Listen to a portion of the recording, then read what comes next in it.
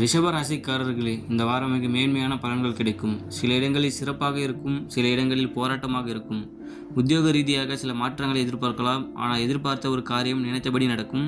வியாபாரத்தில் லாபம் சற்று அதிகமாக இருக்கும். புதிய திட்டங்களில் ஈடுபட ஏற்ற நேரம் இது. குடும்பத்தில் இருந்து வந்த சிக்கல்கள் விலகும். பிள்ளைகளால் மன நிம்மதி உண்டாகும். உத்தியோகம் அலுவலகத்தில் பதற்றமற்ற சூழ்நிலை உருவாகும். வேலை உயர்வு, சம்பள உயர்வு அதிகரிக்கும் கிடைக்கும். வெளியூர் செய்திகள் தாமதமாகும். வியாபாரத்தில் விற்பனை எதிர்பார்த்த லாபத்தை கொடுக்கும். புதிய முயற்சிகளை திட்டமிட்டு செய்யலாம். குடும்பத்தில் இருந்த மனம் முரண்பாடு நீங்கும். பிள்ளைகளால் கல்வி செலவுகள் வந்து சேரும். பெரியோர்களின் ஆதரவு கிடைக்கும்.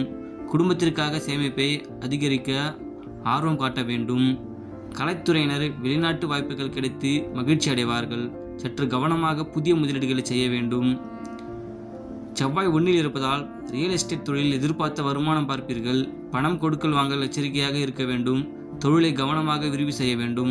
இந்த வாரம் ரிஷபராசிக்காரர்கள் தங்கள் தொழில், உத்தியோகம், வியாபாரம், குடும்பம் ஆகியவற்றுக்கு தேவையான காரியங்களில் ஈடுபட வேண்டும்.